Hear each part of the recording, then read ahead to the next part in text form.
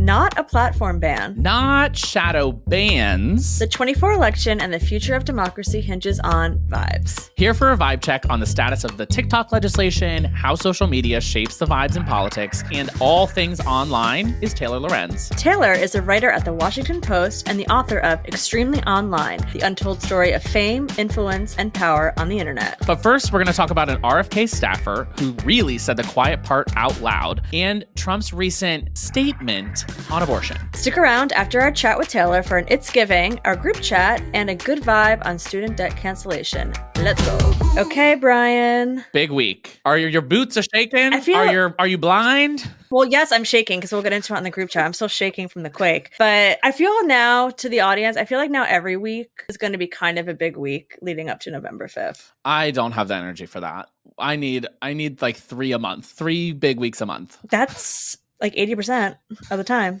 Okay, then we can work on the math. Ish? Okay. Well, 90? What's driving such a big week this week was Trump's news, and I'm using air quotes, on abortion, aka completely changing his mind in a very transparent way simply to try to dupe people into voting for him. Like, that was essentially the news. Yeah, it was. He's big on making an announcement about making an announcement that is like barely an announcement, just to get people to like engage with him and to kind of just be totally wishy-washy on an issue. In this case, it was that he is now saying he thinks that abortion should be a states' rights issue. And that is how the push notifications came through to me when he released a video on Truth Social saying that. And it infuriated me because that is not at all what the content of his statement actually conveyed. Right. Because in the statement, he bragged again that he was responsible for overturning Roe v. Wade. And he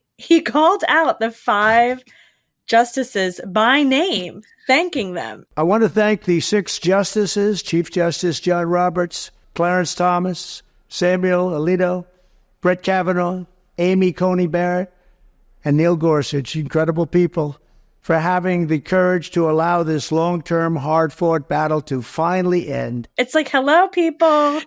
He knows what he's doing. It would be like OJ listing the jurors, like thanking the jurors by name kind of vibe. It's like, what a weird way to say that you're not behind the politics of a ban by trying to take credit for all the bans that are in place. It's just a bizarre move. He also went on in the same video to say really outlandish things, completely mischaracterizing. I mean, lying. It's not a mischaracterization. Lying about what Democrats believe, including in child murder. He was talking about execution after birth. They support abortion up to and even beyond the 9th month. The concept of having an abortion in the later months and even execution after birth, and that's exactly what it is. The baby is born, the baby is executed after birth. And I was like, okay, we've jumped the shark. We've lost the plot of how like an abortion actually works, but okay. So what is Trump's actual position? He puts out this video, everyone jumps, everyone covers it, whatever. What is his actual position? Well, what we know is that he has been saying for over a year that he supports a national ban, and that in the context of this video, he's explaining his change, not on a change of heart, not on talking to women who were impacted by abortion bans, but he's having this change because he wants to, quote, win elections, and that this is necessary to win elections. So, like, tell me you don't mean it without telling me you don't mean it. He believes in a national ban. All reporting on this should include like a documented history of all the times that he has supported a 15-week ban, a 16-week ban. And then at the same time, we know that personnel is policy, and he's vowing to put people in place in DOJ, in the FDA, in all of these other federal agencies that could work very quickly and effectively to roll back access, including in states that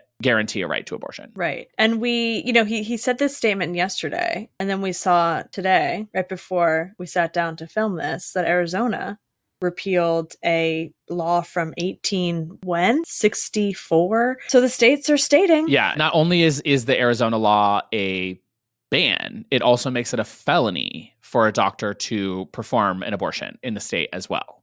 And so we're talking about jail time for doctors. And that is, even if you believe Trump at face value, which you should not. Even then, saying you're going to leave it to the states is endorsing this kind of policy, is endorsing criminalizing it and jailing doctors. Like that is what will happen as a consequence of that. So the idea that this is in any way moderating is a joke. That's a farce. Absurd, yeah. And just thinking about healthcare as a human being in these states where they're going to go after doctors, you have to think about if you're an elected official, you have to think about the people living in that state and if they're going to move. Right. If you're going to be saying to a doctor, you're going to be charged with a felony if you help save someone's life in case of like a very like emergent necessary need for an abortion. It's like, I don't want to move to Arizona. One, because I'm a woman, but also like the medical profession, it's going to have a mass exodus. Right. I immediately got comments on Instagram when I posted about the Arizona ruling from people saying, "Oh, I was considering going to school at like Arizona State and now I'm not." Like that just decided that for me. I'm not going there. I empathize, like totally. Why would you, if you have the choice? I feel horrible for the people who live there and have their whole lives and families there. But if you have the choice, why would you choose to go to a place that isn't going to respect you in such a basic way? Yeah. Trump is not the only person who really put their foot in their mouth this week. This clip went viral. First time I saw it was from our friend Keith Edwards, who we've had on the podcast, of the New York State Director for RFK Jr. really saying the quiet part out loud when it comes to RFK's role in the presidential contest. So there's no Biden voters in the House, right? No. Okay, good. The Kennedy voter and the Trump voter, the enemy, our mutual enemy is Biden. Most of the Northeast is going to go blue. Why wouldn't we put our vote to Bobby and at least get rid of Biden and get those 28 electoral votes in New York, thereby reducing Biden's 270? And we all know how that works, right? 270 wins the election. If you don't get to 270, if nobody gets to 270, then Congress picks the president. So who are they going to pick? Who are they going to pick? If it's a Republican Congress, they'll pick Trump.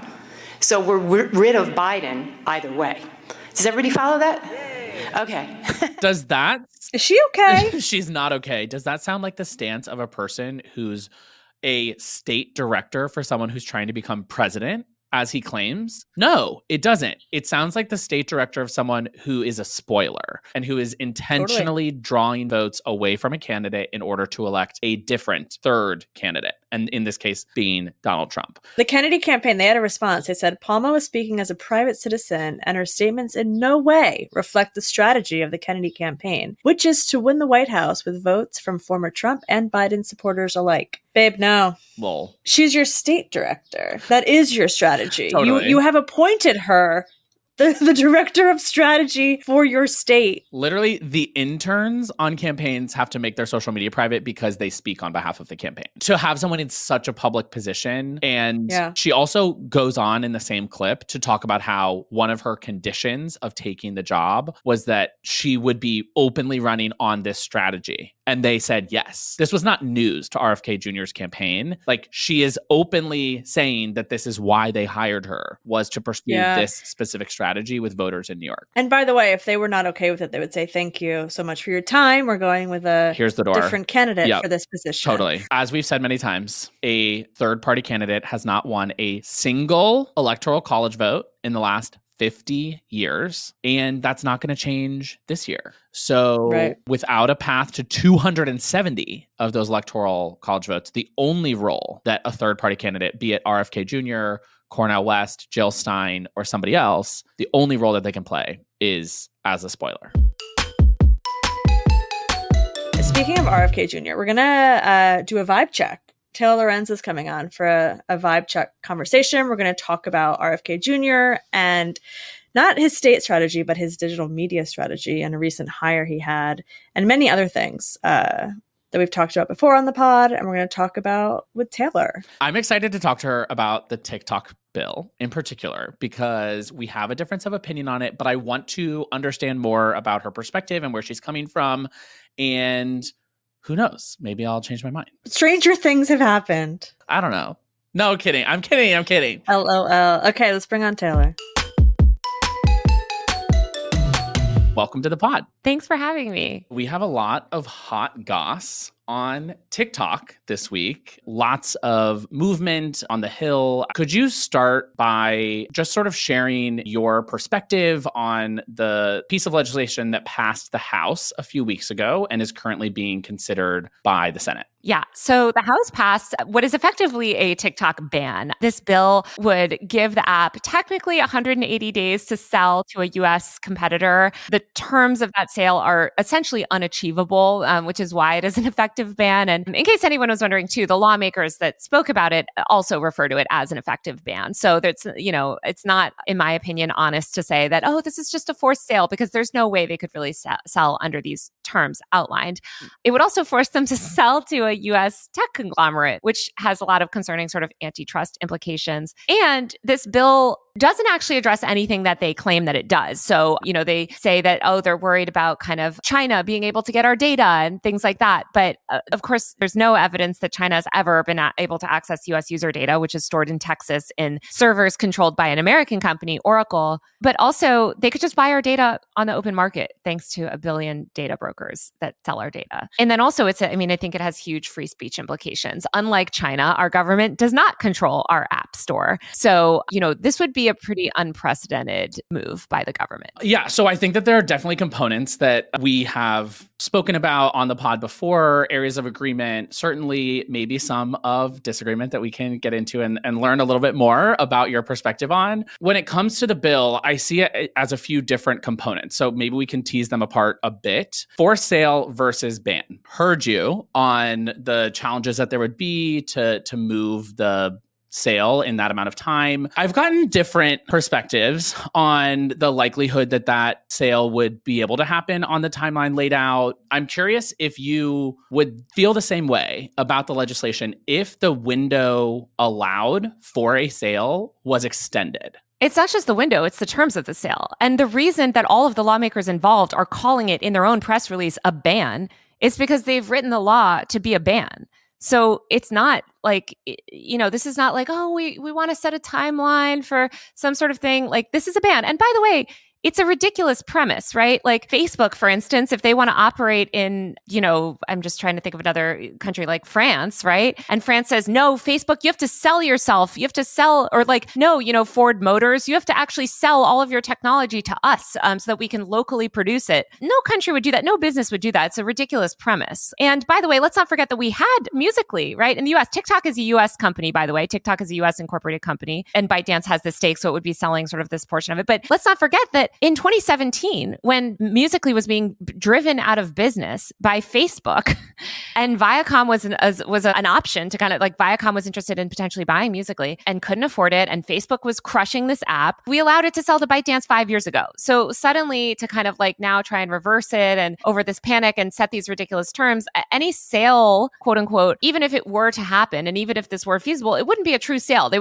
would just be getting sort of like the shell of an app without any of the underlying technology that makes it usable. So it would be an effective ban. Even if that forced sale went through, it effectively bans the app that we have today. Right. I am a certified TikTok head. I love TikTok. I kind of straddle both sides. I see where some of the mental health implications come into play when we see like an Andrew Tate, or we see, Well, Andrew Tate didn't emerge on TikTok. No, for sure.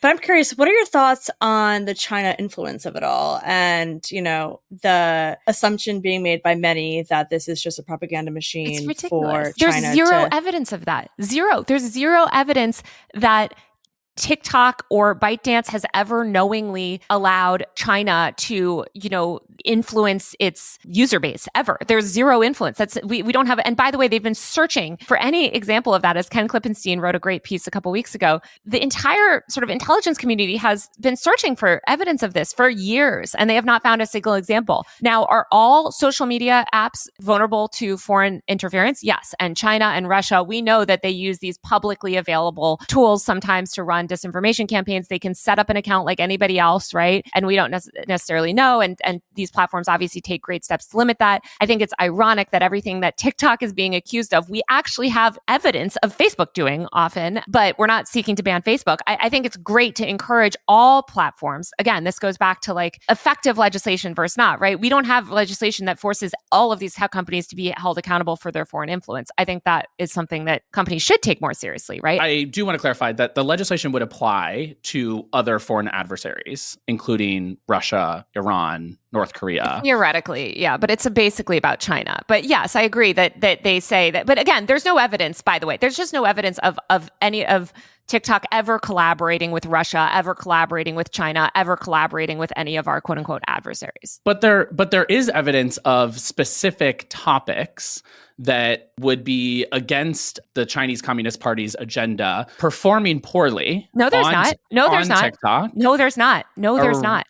A report from 2019 found that content was being removed that referred to Tibet and Tiananmen Square. A report in 2020. Nonsense. That was nonsense. And by the way, there's a great debunking of what I think you're referring to. Cato did an excellent debunking because even the New York Times wrote up this complete nonsense study that was just ridiculous. Like, I mean, sure, anybody can do bad math and bad science and say, oh, well, Instagram, which has been around for 10 years, has more views of a specific hashtag. And so therefore we think it's being suppressed. No, there's no actual evidence of that suppression happening in the US. There is not. That would be a smoking gun that I totally agree would have led to concern. But what you get is these bad studies based off sort of public, one readings. Of them's from Rutgers. That doesn't matter. They can do bad. They do. Tons of people do bad studies where they take public data and mislead people into, I mean, I just did a whole thing on kids and smartphones. You see this all the time. People take public data and then they make these insinuations.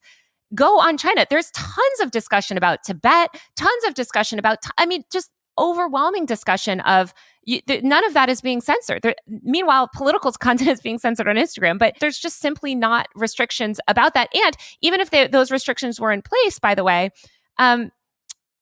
there's no evidence that they collaborated with the Chinese government to push any of that. A lot of these policies are written in America by Americans. Yeah. You know what I mean? Totally. Facebook also has policies against certain things, right? Which, by the way, I'm against all of that. I'm against all of those sort of types of restrictions. But there are no restrictions against speaking about Tiananmen Square. There are no restrictions about criticizing the Chinese government on TikTok. And there's plenty of content on the app showing that. I think the other point that I've heard you hit on before is that the perceived national security threat is hypothetical. And I think that also something that makes China unique is the 2017 intelligence law that requires companies based in China to share data and information with the government when they ask for it. That is a basic we law know there. That about China, yeah. And so I'm curious, and I totally hear the hypothetical argument. Is that enough? If it is truly hypothetical, is that enough that in the case of a potential invasion of Taiwan by China, that in that sort of circumstance, that they could even hypothetically try to suppress content or the information that was shared via this platform that we're all agreeing is really important. My argument is we shouldn't do that based on hypotheticals. We need evidence. Now, listen, if China invades Taiwan and TikTok starts, we see evidence, and there's so much national security interest on this that we would likely find evidence, I would imagine, if this happened. I am 100% at that point, I could understand the reasoning behind this legislation. And I would, at that point, they've crossed the line, right? There's that smoking gun. There's that evidence of them doing wrong. And I get it in that national security sense. Right. And I also think, to your point, there are a lot of people who are potentially supporting this legislation because they don't want it for their teenagers or because of the mental health, all of these other implications. And those are also not solved by banning one app when we know that in 3 years it could be something else. It will likely be a different platform. I do want to ask about one specific thing that you mentioned a couple times, which is that it's unprecedented. Do you see the for sale of Grindr totally different? Oh my God, Grindr had a totally different ownership structure, completely different ownership structure, completely different app. Grindr is not a social media app that is a mass communications tool for the public. It is not. That is a completely different situation in almost every single way. And you see people trying to make. You have to stop trying to mass communicate via Grindr. It's not going to work. Yeah, you got to pull back. I think it's people want to look for these parallels. The truth is, there isn't a parallel because this is the first app that has threatened America's social media supremacy. I mean, every other major social media app is an American app. And of course, it's fine if Facebook goes and destroys the elections in Myanmar or, causes genocide or whatever, right? We don't care. Those countries can never hold us accountable. But now here we have this app from a foreign power that is our adversary. And it's a better product. And by the way, we allowed it to be sold to China in the first place 5 years ago. That was a mistake, right? And it wasn't sold to China. It was sold to ByteDance. Sorry, I need to be very careful because it was not. It was sold to ByteDance, which is the Chinese tech conglomerate. And I'm not somebody that says, look, don't worry about China, whatever, right? It's an adversary. I understand there's national security concerns, but let's first tackle data privacy, which there is a bill as well, a data privacy bill that hopefully is going to get traction. And let's also, anything that we're applying to one network, let's have it blanket apply so that it also makes sense in the future, because new technologies are, cropping up every day. And a lot of these AI apps and companies are owned by Chinese conglomerates. So yeah, I kind of represent the layman in these conversations, right? The TikTok user who's scrolling and for hours and just like saving all the hilarious things that bring me so much joy. So to those people, they don't view China as an adversary. They're not in the weeds of the geopolitics of it all, of the big tech of it all. And from my POV, this, no matter who it is, Trump, Biden, it is political suicide, given that it is such a mass communication tool, to ban it at this moment in time. People use it, they use it to organize, they use it to communicate. What would you tell politicians or the Biden administration or people who want to organize around this? Like, should we organize around big tech and not TikTok? Yeah, to your point. Absolutely. I mean, I think big tech, there's huge problems with the fundamental business model of a lot of these companies. I think Meta's restrictions on political content and the way that they just blanket said, by the way, we're restricting anybody that speaks about social issues, is hugely concerning. And I can't believe that there's not more backlash from the government, which this hurts progressives the most. Like these types of restrictions, it hurts those that are push, for instance, LGBTQ rights, reproductive justice, like these things. Meta is actively censoring that stuff now, openly saying, by the way, we are restricting it. Before we move on from TikTok, thinking about the path forward here, what do you think the odds of this bill moving in the Senate are? Do you have thoughts on Senator Cantwell has an alternative idea of what should happen next, and she also had her own piece of legislation? What do you see as coming down the pipe? Unfortunately, I think because Biden has said that he wants this, and Democrats seem to be on board, that this has a chance of passing. I don't think that the House bill is going to pass. I think that there might be sort of an alternative bill, but I do think that, unfortunately, one thing that all of Congress can get behind is restricting civil liberties and kind of like, coalescing American powers and sort of institutional power. So it worries me a lot. I'm very worried about the climate right now around these tech companies, because we're not doing anything to meaningfully challenge their business models, but we're just sort of squashing Facebook's biggest competitor in an election year at the same time that Facebook is rolling out these significant political changes. It's worrying, but there does seem appetite to pass something, which is concerning to me. And do you feel any better about the GARD Act, the Cantwell bill, or you feel like it's my colleague's writing about that right now, and I think writing about Cantwell. I don't. I mean, I haven't gotten like fully up to speed on it, but my feeling slightly is like, and I don't know, maybe this is what it addresses. I just think we need to start all over and just talk. I'm happy about the privacy legislation. I think we need to talk about sort of the fundamental business model that all of these tech companies rely on. And I think we need to talk about antitrust. And it's very telling that Musical.ly could not compete against Facebook and Instagram. And it needed to take investment from a Chinese tech conglomerate, which infused billions of dollars, which they spent $1 billion in app download marketing in 2019 alone. That's a level of resources that you need to meaningfully compete with Meta and Google. And so if we want to have a more competitive tech environment, and we want our own social media, homegrown social media apps to flourish. Look at Vine. We could have had TikTok. We had. Don't get me started. Right? We allowed these tech conglomerates to crush the competition. And so as long as we allow them to continue to crush the competition, we're going to see foreign actors that don't have the same sort of tech landscape developing the next generation of platforms. I think that's ultimately a bigger threat than, a single app. Well, we really appreciate your expertise and perspective on the issue. Also wanted to get your thoughts about a couple other ways that tech and social media platforms are going to influence the 2024 election. AI, big topic of the year, particularly in political circles. Have you been tracking at all how AI is going to impact the presidential? Are there specific companies or threats that you're really concerned about in the AI space? Yeah. I mean, I do think that we need to worry about these AI generated sort of deep fake type videos. We already know that there's AI voices being used to robocall people about certain candidates. I think it's being weaponized by these disinformation actors, and I'm sure foreign adversaries are leveraging it too. I think it's very concerning because we have almost zero, I would say less than zero media literacy in this country. And this is why we need to invest in public education and media literacy and these types of things. I don't know that this is something, I think the government could do a lot, but I don't think they're going to be able to do enough before the 2024 election comes this fall. I mean, there's no way they can pass meaningful legislation to fix any of these issues. So I think we need to educate people and say, by the way, be careful. Don't just believe everything that you see online. So we're going to look at one ad of a woman in Arizona picking up the phone on election day. Let's check it out. Hello? Hi, is this Caroline Smith? Yes. I have you at 78 Edgewood Court, is that correct? Yes, that's correct. Who's calling? Hi, Caroline, this is Bob Anderson down at the polling station at West Plaza High. Uh-huh. We're calling everyone in the West Plaza precinct to let them know we've received a few threats from a local militia group that the police are taking very seriously. What? Oh my gosh. Yeah. You know, we actually tried calling your husband Peter, but he didn't answer.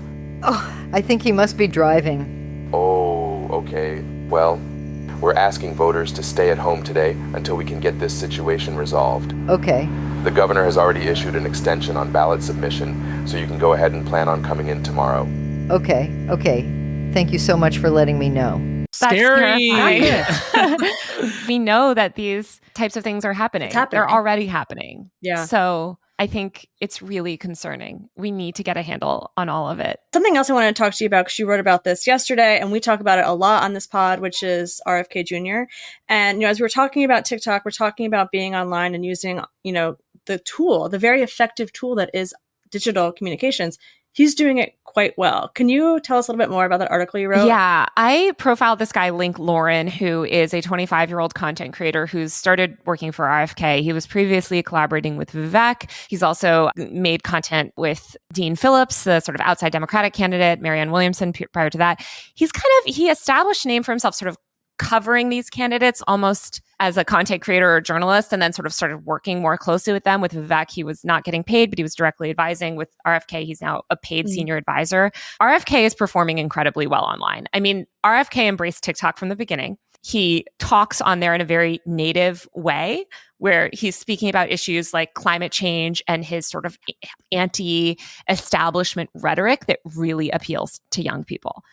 Meanwhile, you have Biden, who is flopping very hard on the app. So it's hard. Last question, Taylor. Rapid fire. In your opinion, what are the top 3 things that are going to influence the election this cycle online? Oh my God. Well, I do think AI. I do think that this conflict in Israel, Gaza is like just a huge, I think that's that's especially when it comes to the youth vote. There's just this disparity between where Biden is and his policies and what is sort of the common belief among young people about the war. So I think that's number 2. Number 3, I think number 3 is this I can't stress enough this restriction on political content that Meta has put. I really think that could impact people in the polls. You have these groups and activists that are completely unable to reach their audience and talk about reproductive justice too. I was just talking to another woman in that space today. Like, they're trying to talk about like abortion and the need to preserve abortion and stuff, but you can't say the word abortion on social media anymore. So it's so hard to educate people about the stakes of the election even. So I think that's going to have huge ripple effects that we don't even know yet. And ironically, it's like Meta trying to be like, oh, we're not influencing politics by putting this change out. It's like, no, that is more directly influencing politics than probably anything else you've done in the past 5 years. They just don't want to be blamed again. They're like, we don't want it. It's a hot potato, so we're just going to ban all of it. And it's a shame because you see, again, it's like these same politicians that talk all this big game about TikTok and like they're silent. And a lot of those people, by the way, own stock in Meta. And I think that's concerning too, is how many Congress people have financial interests in that company. Yep, definitely. Where's that? That's for another pod episode. I know. Inside trading in here. On Capitol Hill. For sure. Well, that should keep people up at night. But Taylor, thank you so much for joining us. We really appreciate your really insightful perspective on a lot of these issues and hope to have you back on as the election nears. Oh, thank you so much for having me. I love ranting about these things. So it was really fun. That was fun. That was fun. I love to disagree with people. I think also it's a very, there's so much to know in this world, right? Like what Congress has and hasn't done, if you consider China an adversary or not, which is a huge kind of like crux of it for the Gen Z millennial perspective. So there's a lot to unpack. I think we could definitely have Taylor back and even go even deeper into the weeds and go line by line on some stuff.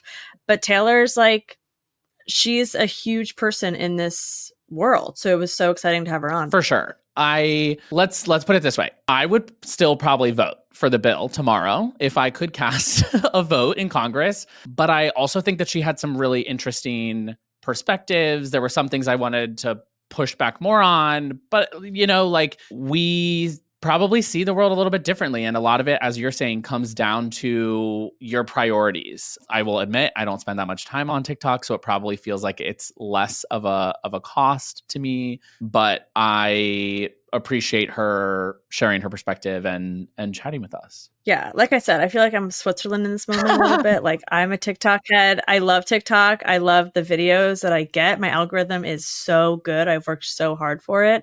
I also do think it's like a little bit of political suicide for anyone to come for it in this moment in time. And, based on like our RFK Jr. conversation, how his team is really good at digital, you got to be good at digital. And we got to get more Dems on there to communicate about the wins that Dems have had in the last 3.5 years. So listen, more to come. Follow Taylor online if you don't. And all of her backup accounts, which are like just essentially meme dump accounts, which I love. They are good. They're so they are good. The meme accounts are good. And we are expecting to see like some movement in the next couple of days on this bill. So definitely we'll be talking about it more in the coming weeks. Yeah. But until then, follow me on TikTok. Oh no, follow me on Instagram for my TikTok dumps, which are, for those who don't know, a dump is I just do all the work for you. Yeah. And I put all of my highlight reels. Curating the most unhinged content on TikTok through the Glennis Instagram. Listen, I'm hat tipping the algo gods for that one.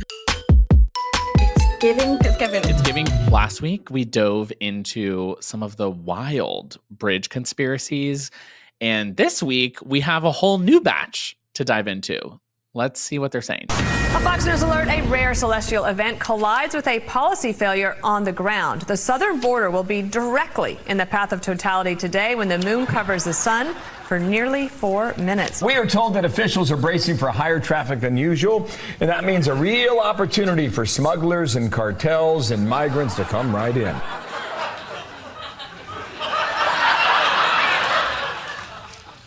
Or they could just wait till nighttime.